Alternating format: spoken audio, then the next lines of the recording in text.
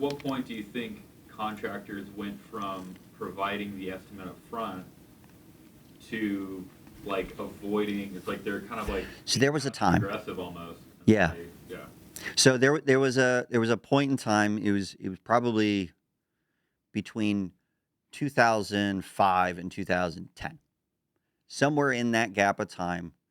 The Win the Storm crowd, the Sky Diamonds crowd, all those started popping up, and those kind of contractors, they would be dealing with independent adjusters that got paid more if they paid more. So if they approved a higher estimate, the adjuster got paid more. And so they were incentivized at that time to pay more.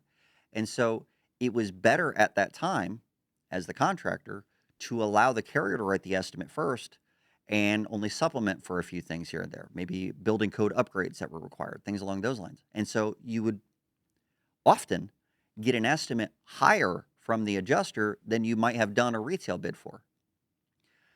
I remember those days. They were just great. So, but that changed over time because that system was taken advantage of.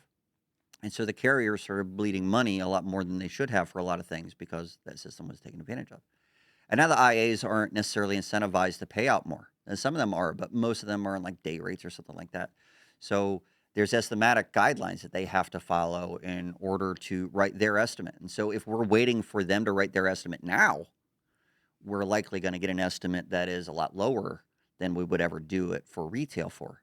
And so waiting to do traditional supplementing is not the right way to do things today in today's market, the way that things work now.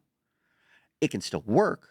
The old way still works. It just takes a long time and it's full of frustrations. But if you were to get your bid into the policyholder and have them sign off on this is what we're going to hire you to do it for, and here's the work you're doing, then that becomes an incurred cost. And that's a lot easier to argue for with the carrier. So it's not saying that it's guaranteed going to be paid if you have a homeowner sign something, but it's a lot easier to defend because you're showing your estimate. You say, hey, this is what it is, and we're in an agreement. Exactly. And that agreement shows what the upper limit is. And this is, I hope we're still recording right now. This is an interesting concept. When a carrier gets a claim in, put yourself in their shoes for a second. You are taking in a claim, and then the contractor that's involved, the contractor that the policyholder says they've hired to do the job, doesn't give an estimate. How weird is that? How weird is it for a contractor not to give an estimate? All right. And then you know that this contractor tends to supplement a lot. And so you write your estimate knowing they're going to supplement a whole bunch of stuff. They're going to ask for a whole bunch of things. Give me this, give me this, give me this. Give me porta potties, put friggin' tarps in the attic. Give me ground cover, everything and anything, because they heard from this Facebook group that you could get this line item approved if you ask for it. And here's the argument for it. And it just feels like you're being greedy to the carrier because you never stop asking for more. Where does the bleeding stop? I don't know as the carrier when you're going to be satisfied. If instead you were to provide an estimate to the carrier, they see how much that you would charge. This is the full scope of work and this is the price that you're going to charge. Now I know where the bleeding stops. I know how much I'm going to pay out on the claim. There's no additional amounts that I'm anticipating that you're going to end up sending me. So this is my limit. I don't have to hire someone and spend thousands of dollars to go out to look at the property like an engineer to do anything because I know what the limit is.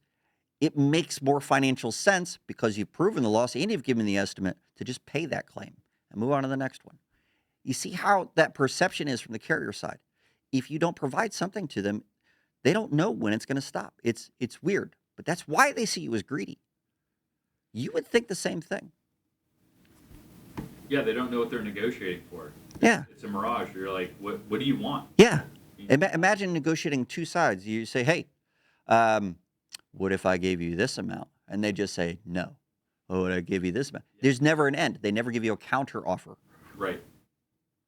Where the counter offer keeps getting bigger every time they give it to you. Trying to grease the bouncer's yeah. hand, like another dollar. Yeah. Dollar. It's just, So to the carrier side, it just feels never ending, and so that causes issues. If you give a contractor a cookie, that's all I think about. Give a contractor a cookie, they're gonna want some milk. Yeah. Hmm. It's a porta potty. And a porta potty. All right.